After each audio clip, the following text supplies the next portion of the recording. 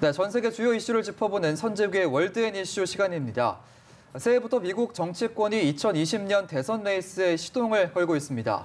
재집권을 노리는 도널드 트럼프 미국 대통령도 재선 준비에 속도를 내고 있지만 여러 변수가 발목을 잡고 있는데요. 관련 소식을 선재규 연합인포맥스 선임 기자와 함께 자세히 짚어보겠습니다. 어서 오시죠. 네, 안녕하세요. 네. 지금 내년에 이제 재선을 노리는 트럼프 대통령에게 올해 참 터닝 포인트가 될 것 같은데 특검이 러시아 스캔들 수사는 계속되고 있고 또 탄핵론까지 부상을 하고 있는 상황인데 재선을 하느냐 아니면 아예 교도소에 가느냐 이런 말까지 나오고 있다고 해요.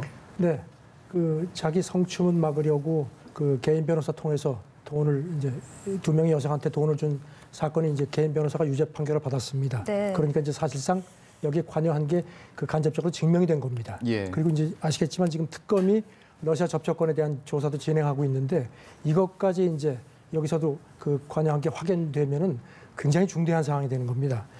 이렇게 되면 이제 민주당이 지금까지 벼르지만 상당히 조심스러운 탄핵 문제도 올해 본격화될 수 있다는 관측도 있는데요. 예. 물론 민주당이 하원을 장악했기 때문에 탄핵안이 이제 채택이 돼도 상원은 지금 오히려 공화당이 의석을 늘렸습니다. 그래서 예. 상원에서 통과하기가 힘들기는 합니다. 하지만 이렇게 범법 행위가 명백해질 경우에는 상황이 달라질 수도 있습니다. 공화당의 반란표가 나올 수 있다는 얘기입니다. 아하. 그리고 뉴욕타임스 같은 경우는 지금 말씀하신 것처럼 재선이 된다면 공소시효 5년이 지나서 예. 이제 현직 대통령은 형사 기소가 안 되니까요. 떨어지는 경우에는 교도소로 바로 가야 할지도 모른다. 아하. 이런 관측도 했습니다. 예. 네. 그런데 이런 와중에도 이런 악재들이 쏟아짐에도 이 트럼프 대통령은 크게 신경 쓰지 않는 모습을 보이고 있는데 오히려 이 재선에 이런 악재들이 오히려 호재가 될 거다 이렇게 생각을 한다고요. 지난 성탄절 즈음에 트윗을 했는데 미국의 나 홀로 집에라는 영화 아시죠? 예. 성탄 무렵에 많이 하는데 그걸 빗대서 나 홀로 백악관에서 장병 문제 해결을 기다린다. 상당히 자기가 좀 난처한 처지라는 입장을 이렇게 보였는데 네. CNN은 이거를 뒤집어봤습니다. 이건 트럼프가 연출한 거다.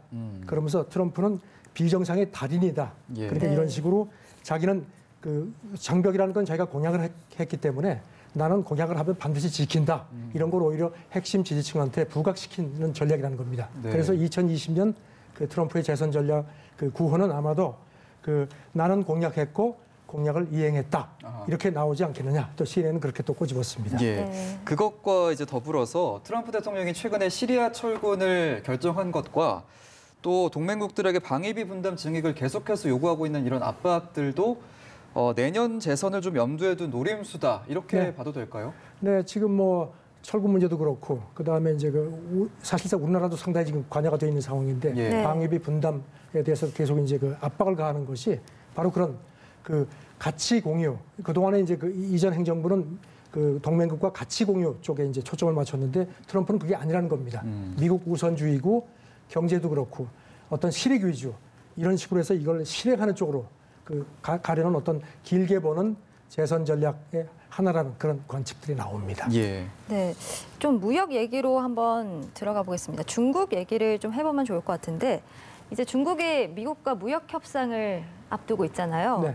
트럼프의 그런데 이런 좀 무역 협상과 관련된 좀 강경한 전략들을 좀 파고들어서 이제 윈윈을 하겠다 이런 지금 입장을 보이고 있다고요. 중국의 관영 매체 중에 환구시보라고 있는데요. 예. 중국 지도부의 의중을 잘 보여준다는 그런 신문인데 거기서 이런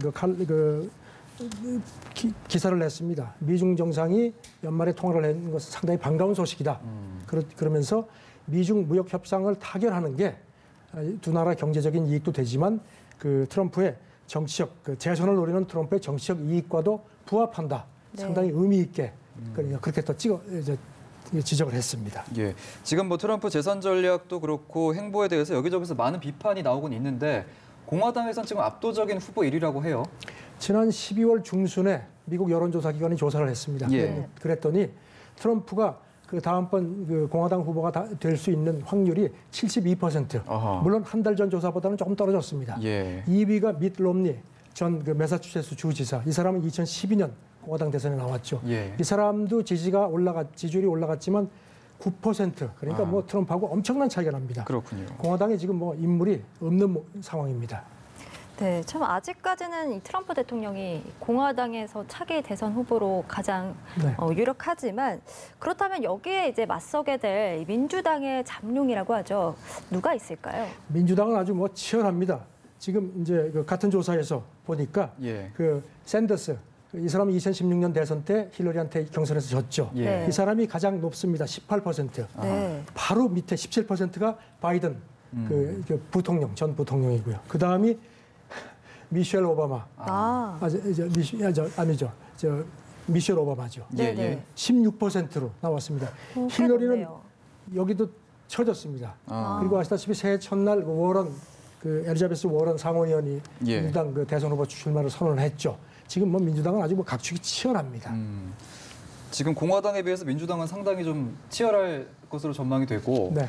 지금 또 눈여겨보고 싶은 부분이 이 여성 후보로는 미셸 오바마가 가장 앞서고 있는 부분인데 최근에 뭐 미국에서 가장 존경받는 여성 1위에도 올랐다고 하더라고요. 갤럽이 조사를 했는데 예. 미국이 이제 2018년에 가장 존경하는 여성이 누구냐? 미셸 오바마가 나왔습니다. 15%고 그 다음이 오프라 윈프리, 그 토크쇼의 여왕이라고 하죠. 예.